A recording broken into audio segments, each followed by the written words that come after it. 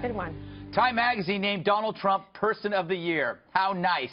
They see him as a person. Usually he's just a stick of butter. I wonder if Mr. Trump sees it as a great honor. It's a great honor. It means a lot, especially me growing up reading Time Magazine, and it's a very important magazine, and I've been lucky enough to be on the cover many times this year, and last year. But I consider this a very, very great honor. Not so fast, Donald. Here's the article's opening graph. Quote, "We have named the person who had the greatest influence for better or worse." So which is it this year, better or worse? Nice setup. Why not paint an eye patch on him?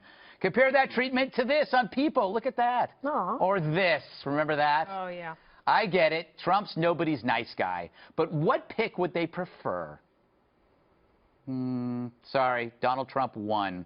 Here's why. He became president not just against all odds, but by uprooting tradition. He's an historical first, exploiting social media, a bare-knuckled comic in an entertainment bubble. He did something many dreamt of trying, slaying the beast called political correctness.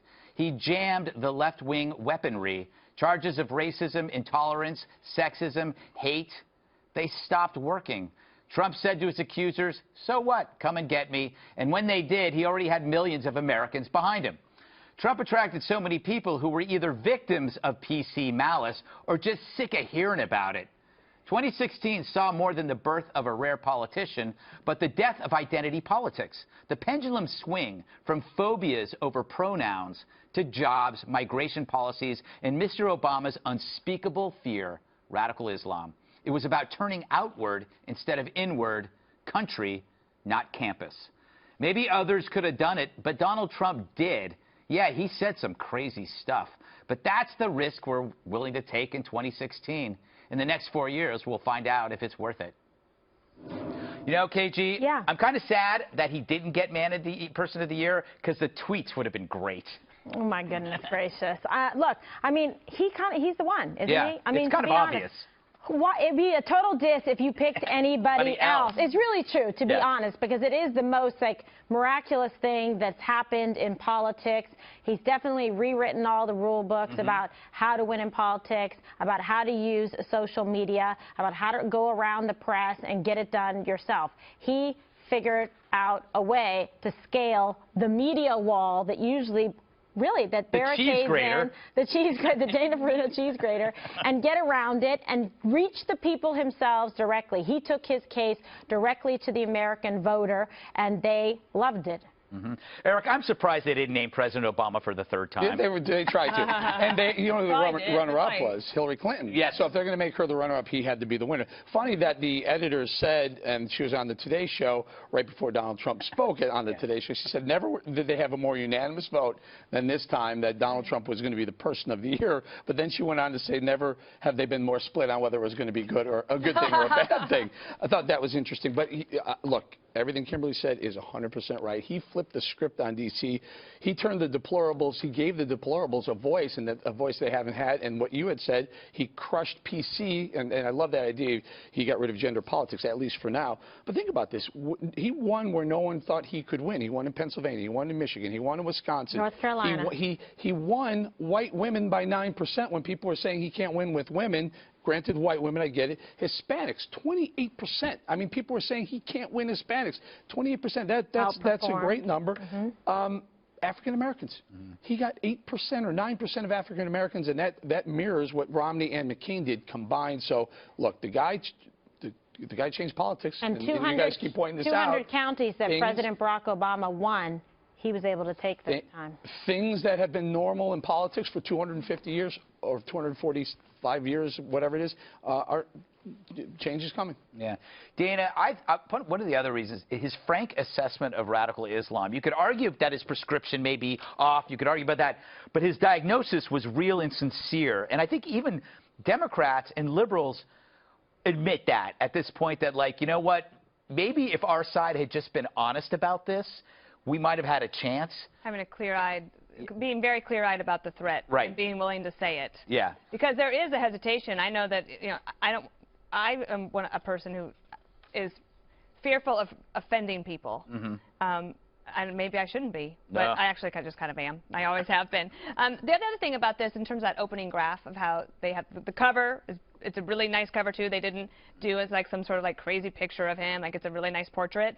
But the opening graph suggests that maybe it's not such a good thing, as Eric's pointing out. They're divided about that. But the more that the left paints him as this evil, crazy person, the more his approval numbers go up, because most of the country is saying, I have an open mind, let's wait and see, and they're kind of enjoying this transition period. One thing, Juan, that I don't understand, the press should be kind of happy.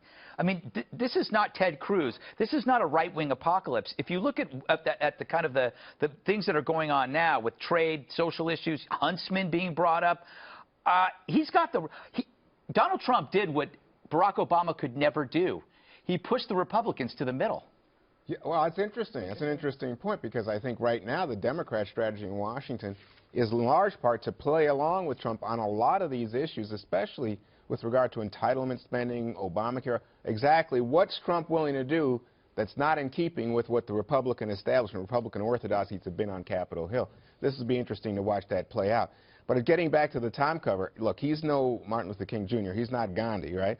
And of course, Not yet, Juan. I don't think it's coming. Not yet. And I think Clinton, Bush, Obama all were man of the year they won the presidency, and he deserves that. The thing about it is, when he was asked this morning about being a divisive candidate, because on the cover it says, you know, leader of a divided Can I America. show that? Sure, go right ahead. This is Donald Trump talking about Times accusing him of being divisive. When you say divided states of America, I didn't divide them. They're divided now. I mean, there's a lot of division.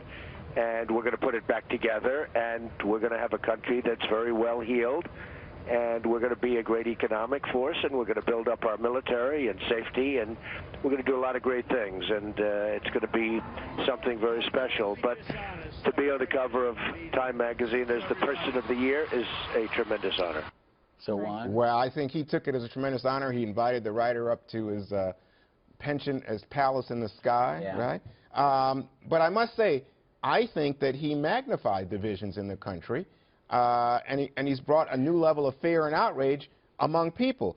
I mean, when you think of the whole issue that you raised, which was he blew apart political correctness. Yes. The other side of blowing it apart is, I think you have seen the degrading of civility, the degrading of... That's the risk, though, but it was about time, because nobody had ever shown up to do that. Oh, I don't think that's true. And he didn't start it. Oh, I think that he exaggerated the divisions within the society. You mean exacerbated? And I think exaggerated, too. I mean, exacerbate is fine, but I think he exaggerated them, because I don't think America is as dark and fearful a place as the one he presented. Unless you step out in line. Like, if you work at Fox News, you know how divisive the media can be when you have organizations coming after you. And who was more divisive in the last month of leading up to the election than Hillary Clinton? She had no policy. All she had was, he's terrible. Here's why you shouldn't vote for him. He's being backed by this group. They're deplorable. They're racist. Yeah. They're sexist. They're misogynist. They're Islamophobic. They're isms. Irredeemable. The whole gender, the whole identity politics, that's all she played. She didn't come up with anything that was pro-American, and he did. He kept saying, we're going to make America great again, we're going to bring jobs back, and his message resonated. While she divided, he was, I think his message was, uniting. I think you get lost in the idea that he won, and it's incontrovertible, he won the Electoral College map. But if you're talking about American... I think he lost on me. Right. But when you're talking about her and the popular vote, she won not close. She won by a lot. Can I quote a friend of mine, though? So when you talk... No, let me finish responding to you. You say, oh, she didn't have a message. She did have a message, apparently. 2.5 million more Americans than Donald Trump agreed with her. A two-coast message. She just forgot about the rest of it. It's like New York counties, because it's a highly populous area. Can I just address this? Tyrus, who's a professional wrestler, said it best. It's like saying you won the game because you got the most yards. It's about the most points, not the most yards. And that's what the votes were. You got the most yards, but you didn't score the most.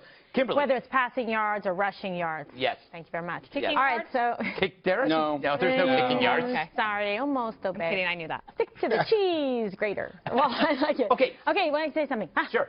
All right, so he didn't create the divide, and right when we were listening to that, and Dana had said it and echoed it and said that flat out, The divide was already here. We have been watching, we have been talking about, we have been reporting on the divide that has been going on across this country. But he found a way to bridge the divide, to be able to talk to people, to reach out for those that felt that they were forgotten, those Americans that are hardworking, that make up the fabric of this society, and the people that are saying, wait, has anybody listened to us in so long? Some of the same people that thought there was going to be hope and change with Barack Obama and felt they got shortchanged were ready in the first in line to get paid by Trump. Well, I think there are people who feel, you know what, we are left behind, forgotten, and they feel as if Trump, in fact, demonized them in order to get going. Let me, before we finish. Can I just, no, I want to get to Dana, because I think that this whole division thing is somewhat exaggerated by the fact that you have two factions.